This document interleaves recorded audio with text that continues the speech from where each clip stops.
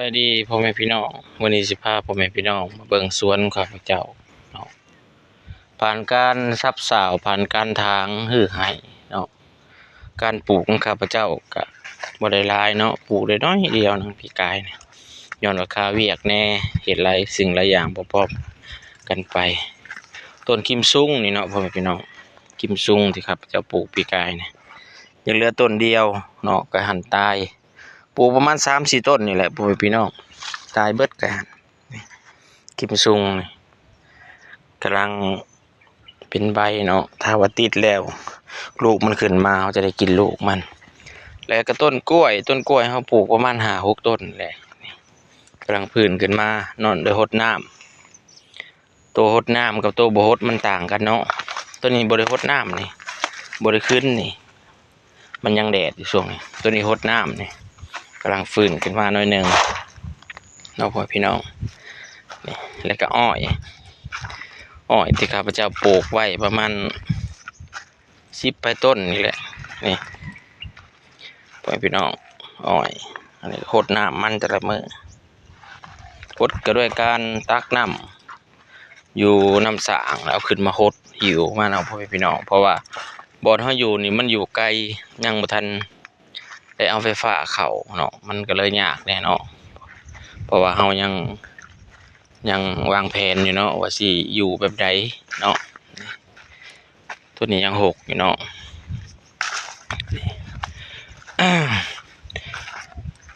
ผ่านการถางปีกายนี่เฮาปลูกบ่ทันพ่อแม่พี่น้องเฮ็ดให้หญ้ามันขึ้นกกไม้ขึ้นแต่เฮาจะได้ทางคืนก็สิบ่หนักส่ำตอนมันมีต้นไม้หลายเนาะเพราะว่ามันเป็นหญ้าซื่อนี่ก็ยังให้เขาเอางัวเอาควายมาเข้ามากินหญ้านี่เขาก็บ่เอาเข้ามาจักเขาเป็นหยังเนาะบ่จักของเขาหญ้าหล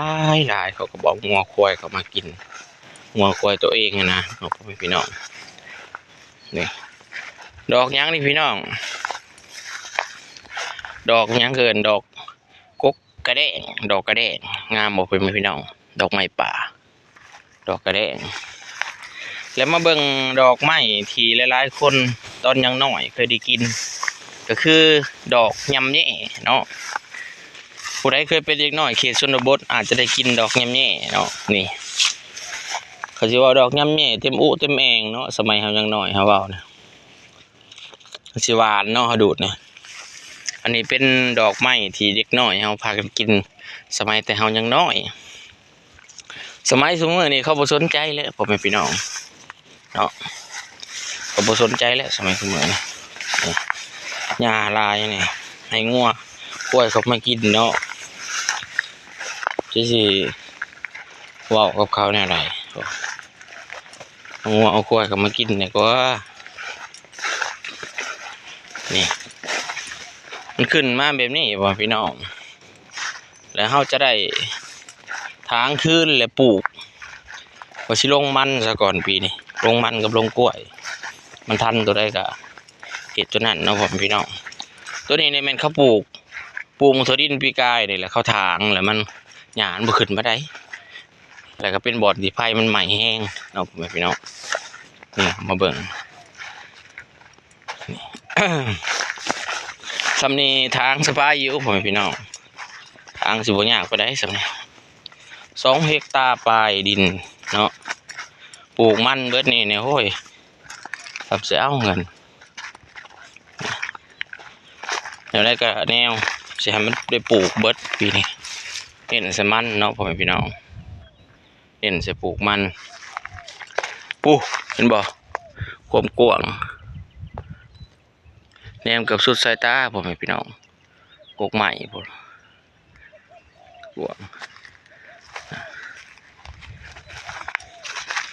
ขุบทันดินตัวนี้ขุบบ่ทันก็เป็นของเขาพ่อพี่น้องแต่ว่าเขาขุบทันเนาะ